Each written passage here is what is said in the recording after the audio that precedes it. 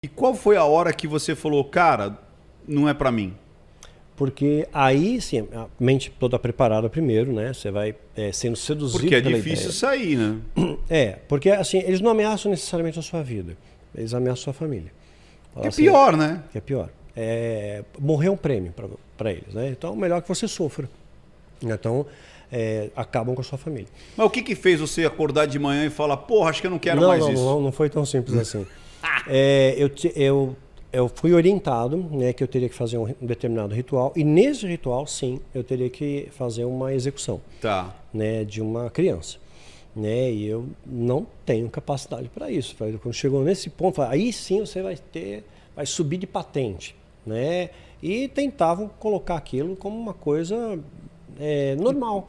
Né, que aquilo ali era vendido, faziam isso há muito tempo, né, que era só mais uma, que somem zilhões de crianças por ano, e isso é vendido no mercado paralelo, na Deep Web, o adrenocrome, né, porque se libera uma descarga de adrenalina, é colhido no momento certo, mas tem que aterrorizar, né, tem que ter medo. Então, o ritual macabro, né, e quando me contaram os procedimentos do ritual, aquilo me deixou meio, assim, eu não posso fazer isso, né, eu não vou conseguir fazer isso. Em paralelo, teve uma história paralela aí. Eu estava namorando uma moça que era evangélica não praticante. Aí, uma vez eu entrei na igreja e estava tendo um grupo cantando louvor. Né? Era o grupo do Miládio, do Nelson, você lembra certo, né? Eu não sei, aquilo me causou um incômodo muito grande, assim, uma raiva desproporcional. Tipo assim, como eles estão adorando a Deus? Aí você já estava no grupinho lá. Tá, então, aí em paralelo, né? Sim. Namorava essa moça aí que não praticante, não era uma diversão para mim só, uma menina a mais, né? Porque lá no satanismo tinha a minha alma gêmea, que diziam, né? E já tinha uma parceirinha escolhida para você. Tinha uma parceirinha. Aí namorava essa menina e ela me convidou para ir na igreja. Eu peguei e fui para zombar mesmo. Vou ver o que esses trouxas fazem, né? Isso. Aí, quando eu escutei aquele louvor, era um louvor de verdade, era adoração de verdade. Era uma época que era de verdade. Hoje em dia virou mais show, virou espetáculo, né? Mas aquilo ali me trouxe primeiro uma raiva muito grande, porque como é que estão adorando a Deus? Deus é mau, Deus não é bom, né? Deus não merece isso, né? E de repente aquela raiva, eu senti um formigamento e eu desmaiei. Tá. Né? A sensação foi de desmaio, né? Não foi de possessão, nada disso. Né? Mas aí me falaram que tinha um demônio que se apossou, mas eu não tenho. Você não lembra, mas eles falam que manifestou ali. Manifestou. Até pessoas depois que leram o livro, né, me escreveram e disseram, eu estava lá naquele dia e tal. Né? Tinha uma galera que estava lá. Que estava presente no culto e viu. Né? Mas teve umas 3, 4 pessoas que falaram sobre isso. Né? Que a entidade se manifestou e foi embora. Aí eu fiquei assim, na época estava em construção a igreja, né? Então tinha muita lama lá. Isso acho que eu posso falar, a Igreja Batista do Morumbi. Na época o pastor Ari Veloso, era um homem de Deus, um cara do bem. E estava em construção. Os cultos eram feitos no que seria, no futuro, o estacionamento da igreja. Então tinha muita lama ainda. E eu caí no meio da lama, né? Então fomos embora mais cedo, não teve culto, não foi para culto para nada, não vi nada. E eu fiquei muito indignado com aquilo. Falei assim, como é que as entidades permitem que eu pague um mico desse, né? Escutando caia no chão. Na lama. Fica aquilo. Aí o sumo sacerdote, que eu falei com ele, disse, olha, você ainda não está preparado para isso. Você precisa de mais poder. Né? Você precisa escalonar. Então nós vamos te preparar para isso. E começaram a me dizer como é que funcionaria esse ritual. Só que eu teria que exterminar uma pessoa. Essa moça, então, preocupada comigo, pegou e falou, manifestou um demônio em você. Tem um pastor aqui da igreja que ele é exorcista. Tipo um exorcista, né? Aí marcou um encontro comigo. Aí eu peguei, era no 9 de julho o escritório da igreja.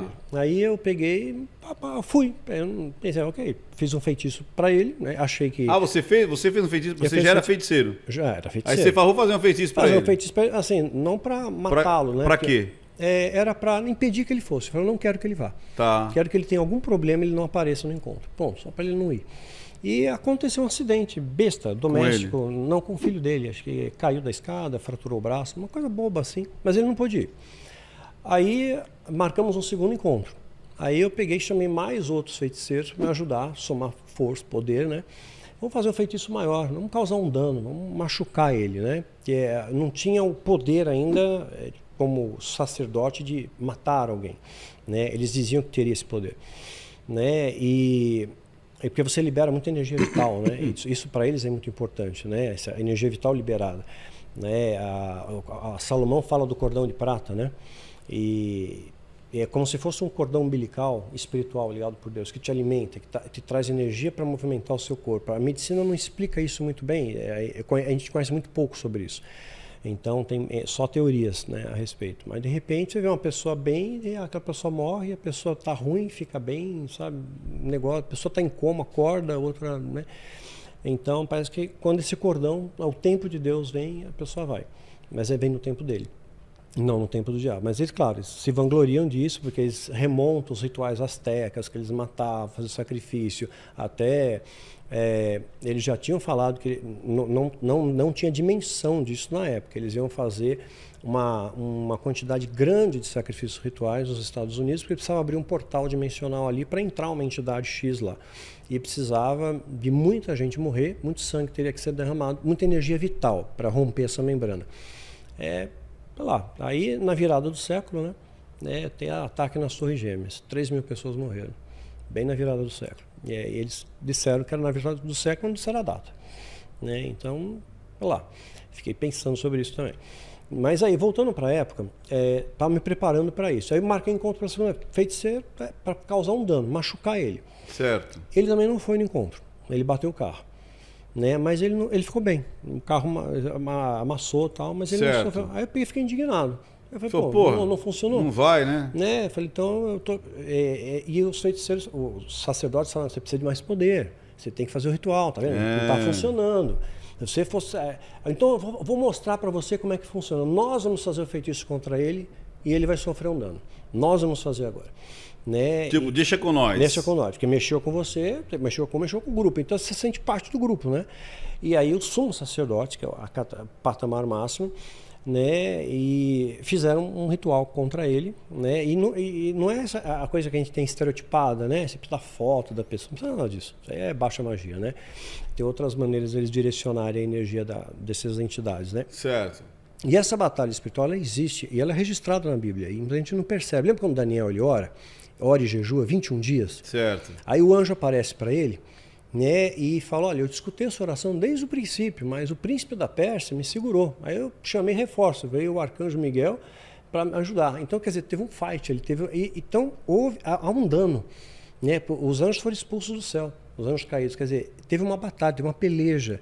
E se eles fossem seres imortais, eles estariam lutando até hoje. Então tem dano, nessas batalhas tem dano, se machucam. Né? Não sei como, mas se machucam. Não entendo essa mecânica. Entendi. Mas uma existe perda um dano. de força, de energia. De força, energia. Alguma coisa acontece. Né? E sofre um dano. Por isso que tem um anjo, um querubim da mesma patente de Satanás, tomando conta do caminho que leva para a árvore da vida. Aí sim a árvore da vida. Porque a folha da árvore da vida traz cura para as nações e curaria essas entidades mais depressa, né? Então por isso que tem uma guarda lá até hoje. Saquei. Né? Até hoje. Aí fizeram o feitiço e ofereceram 13 vidas pela vida dele. Quer dizer, a moeda espiritual, né? É o sangue, moeda espiritual. Assim, se ele morresse, pagariam os demônios com 13 vidas. Então era para ele morrer. Eu tinha certeza que ele ia morrer. Falei, bom, somos sacerdote, eles estão dando para mim uma prova do poder deles. Eu fui todo triunfante.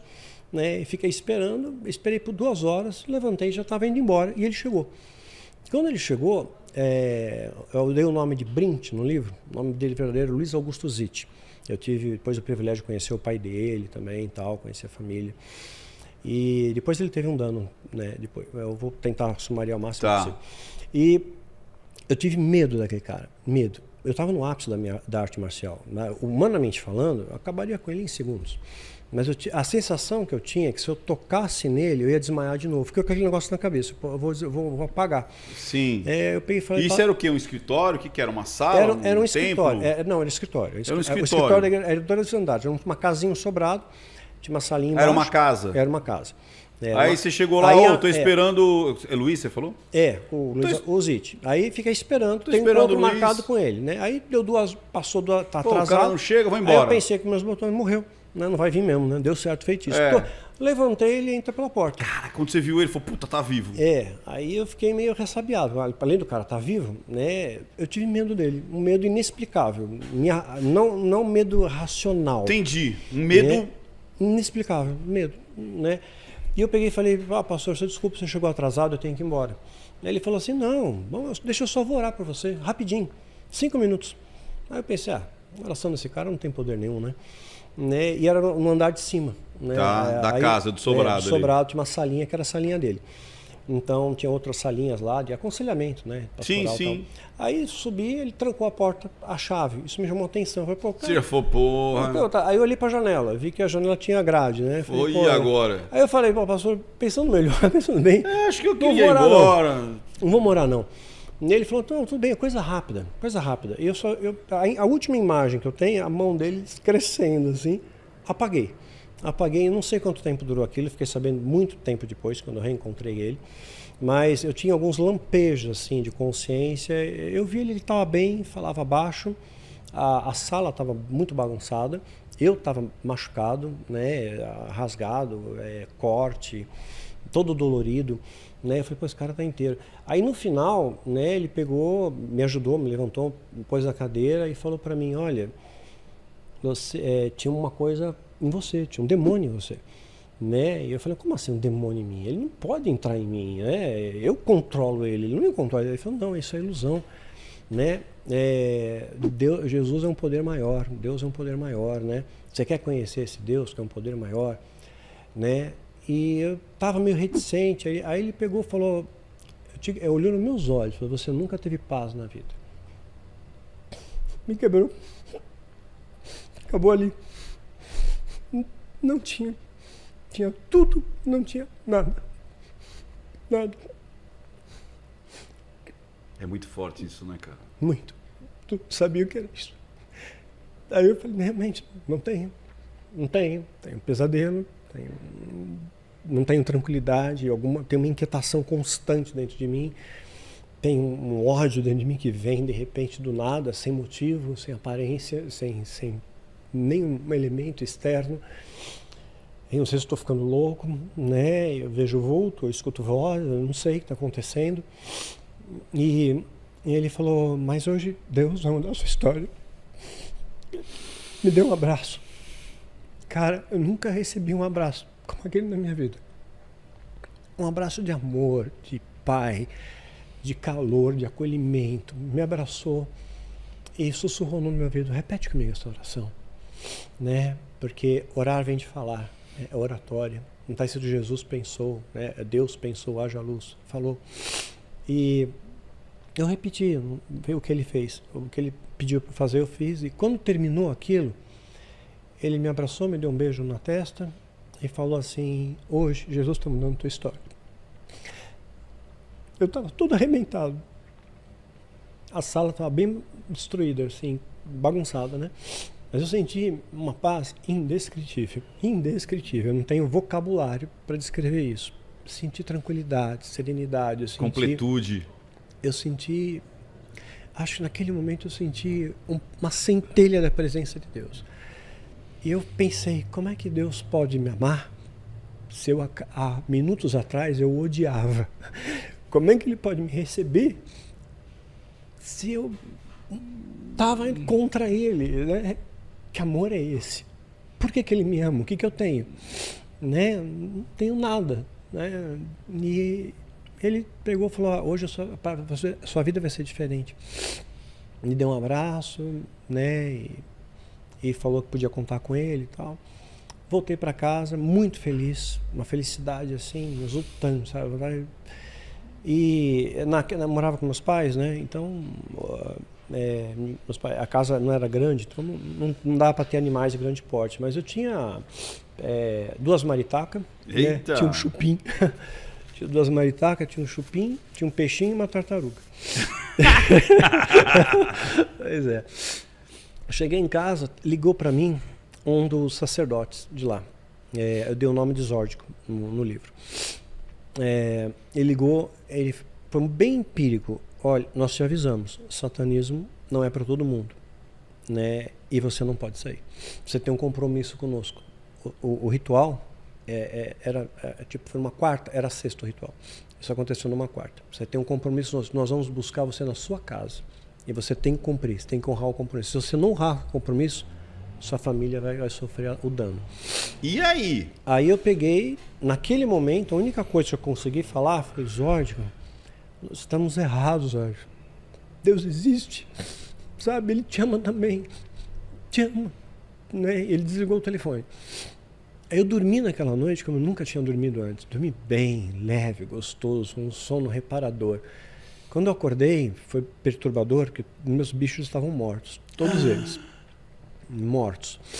Isso aconteceu outra vez depois, quando eu estava namorando com a Cíntia. Os cachorros morreram na mesma noite, 3 cães. Então a gente começou a entender como é essa dinâmica, tira a energia vital. Então, eu fiquei assustado com aquilo, né? E ligou de novo para mim. E falou assim: morreram, né? Sim, afirmativamente, sabe? Não foi uma pergunta, foi uma afirmação. Né? Eu não consegui responder. Falei assim: se você não fizer o compromisso que você tem conosco, seu pai, sua mãe, seus irmãos vão morrer em sacrifício. O sangue deles vai ser dado pelo seu sangue. Eu tive muito medo. Tentei falar com aquele pastor, né? Não consegui. Não estava na igreja, não tinha celular naquela época. Então peguei a minha bicicleta, pedalei até o Parque de Ibirapuera, onde tem um batalhão do exército. Na minha cabeça, inocente, eu achava que se eu estivesse perto do exército, o exército me defendia. Né? Aí eu fiquei perto até demais, o guarda foi gentil, ele falou: você não pode ficar tão perto da guarita, você tem uma distância e tal. Aí fiquei ali. No Ibirapuera? Ibirapuera, batalhão do exército. Isso mesmo. Aí eu sentei na grama e... Você sabe que eu fui expulso de lá porque eu fui fazer xixi no muro, tava muito louco. É? Aí os caras: mano, você faz xixi no quartel, cara? E o cara desce com umas... também? O cara de metralhadora lá, sei lá, que rifle. Falou: mano, você tá louco? Eu tava bêbado pra cá. Eu falei: cara, sai daqui, senão eu vou te prender. E aí eu fui saindo e mijando em mim mesmo. Vai, loucura, cara. Que doideira. E é isso aí, os caras não deixavam nem ficar perto. Não sei como é que é hoje, né? Tem uma distância da guarita lá. Não pode ficar aqui não, tal. Aí, ok, fiquei distante, né? E, de repente, deitei na grama, né? Tinha um gramadinho ali e anoiteceu. Eu fui vendo as estrelas do céu, sabe? Nunca tinha reparado daquela maneira. E, para mim, veio, poxa, Deus fez tudo isso. Cada estrela que brilha, Deus fez. Nunca vi o diabo fazer nada. Deus cria todas as coisas. O diabo não é capaz de fazer uma grama. Não, existe um Criador porque as leis são perfeitas. Como você falou, né? Os códigos, o que não bate e por aí vai. Eu falei: puxa vida, o existe nosso planeta está né? protegido. Tem Júpiter que suga os asteroides que podem colidir contra o planeta. Tem um cinturão de asteroides entre Marte e Júpiter. Camada de ozônio que nos protege dos raios solares. Tudo. Tudo. Eu falei: caramba, Deus faz coisas pra perfeitas. Deus faz flores, faz insetos. Quem que ensinou as abelhas, né? Aquilo que a gente falou, né? O que fazer. A organização das formigas. Comecei muita coisa. Meu Deus, começou a me clarear assim. Aí eu fiz a minha primeira oração. Não tinha ninguém para me orientar. Eu orei sozinho, né? E eu não sabia como orar. Eu falei: Deus, você lembra de mim? Olha, o São Marcelo me convertiu ontem. Não era de Marcelo. Passei meu endereço para Deus. Olha, eu moro em tal lugar, né? Protege minha família, né? Caraca, mano. E me guarda, né? E hoje eu entendo melhor. Certamente tinha um anjo ali guardando. A Bíblia diz que anjos acampam ao nosso redor, né? A gente não tem ideia do que é isso, mas um anjo matou 185 mil homens em Senaqueribe. Um anjo. Então, a gente não tem ideia da dimensão desse poder, né? Quando Deus assim determina. É claro, por mérito também. E aí eu fui para casa, pedalei, clareou o dia e estava muito apreensivo, né? Não sabia o que eu ia encontrar. Mas estava todo mundo lá em casa, né? Aí tinha o Zórdiko e teve o outro sacerdote, Taulês. A gente deu o nome Taulês no livro, vou usar o mesmo nome. Ele ligou e pegou e falou assim: você tem um compromisso, nós vamos te buscar. Eu falei: eu não vou fazer. Não vou fazer. Né? Eu falei assim: mas então sua família vai pagar. Eu falei, poxa, eu falei: me deixa eu falar com o Marlon. O Marlon era um cara paternalista. Era um sumo sacerdote. Da maneira que ele me tratava, parecia até que ele era meu pai. Me tratava muito bem, me protegia. Aí, ok, consegui falar com o Marlon. Eu falei: olha, Marlon, prometo para você, eu nunca vou contar os segredos da alta magia para ninguém. Não vou ensinar feitiço, não vou dizer o endereço onde vocês se reúnem, não vou dizer onde estão, né, os locais aí, quem é quem, né? Deixa eu viver minha vida, né? Me ajuda, né? E ele falou, então mantenha a sua boca calada. Ok. Mas eu vi a menina, ela tinha 9 anos. Os pais doaram a menina para isso, né? Para ter para ter poder. Para ter poder. Mas para não ter vínculo, geram e dão para outro casal cuidar.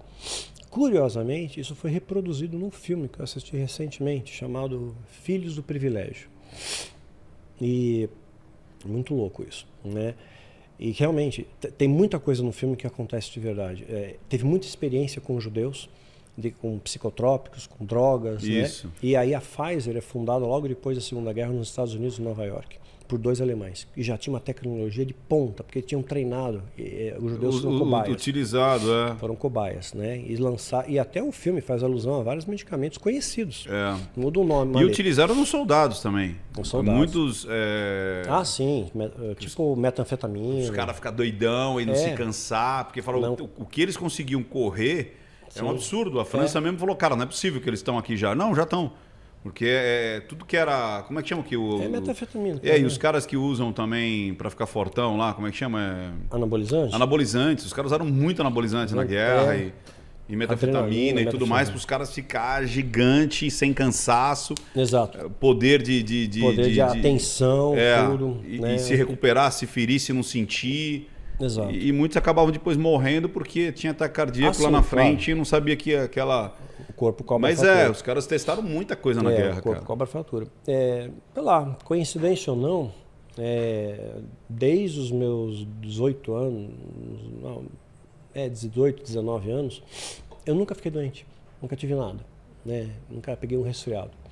Então, não sei se é alguma coisa genética, se é alguma coisa que eles injetaram em mim, não sei. Mas, tá na permissão de Deus, ele sabe. E é claro, eu pensei nisso também quando meu filho foi, quando minha esposa foi. Você pensou se foi Porque eu publiquei num livro, ficção, uma trilogia, Quilaim, onde eu retrato um satanista legítimo, nasceu num berço satânico, tem toda uma doutrina, e ele conhece uma cristã legítima, mas não cristã de frequentar a igreja. Ela acredita em Deus, ela tem a fé dela, Sim. mas ela é pura. E eu criei na história uma maneira dos dois se conectarem, para eles se conhecerem e ter uma conversa, um duelo de ideias, eles se apaixonam e tudo mais. E acabei fazendo um final que felizmente trouxe um impacto muito positivo para muita gente, mas eu descrevi, né?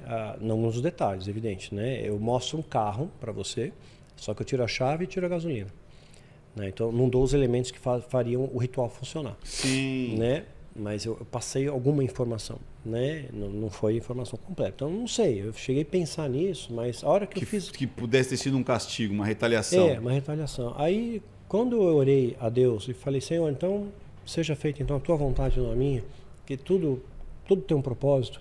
Se tudo colabora para aqueles que amam a Deus, nada fica fora desse tudo. Então, vai ver que meu filho pudesse piorar, minha esposa estava sofrendo, o Senhor levou ela como ela pediu, né? Se o Senhor me deixou aqui, tem que ter algum propósito. Me diz o propósito, por que eu estou aqui. Agora eu entendo. Então, só finalizando ali, ele ameaçou e tal, e houve um silêncio, né? Durante uns 2 anos, assim, teve paz. Aí eu conheci a Cíntia, né? Abri uma igreja na rua da minha casa. Nunca mais consegui contato com o Zite. Sumiu. Né? Os caras lá você não tinha mais contato? Não. Tá. Não. Não entrei em contato, não entraram em contato comigo, nem Você também não entrou em contato? Não falei nada para ninguém, fiquei quieto na minha. Claro, perdi emprego, tudo, né? Aí dava aula de Kung Fu para ganhar um troco. E conheci a Cíntia, que é estudante de medicina. Você acaba de assistir a um corte. Para você acessar o conteúdo na íntegra, o link está nas descrições. E para você não perder nenhum bate-papo, inscreva-se agora no canal.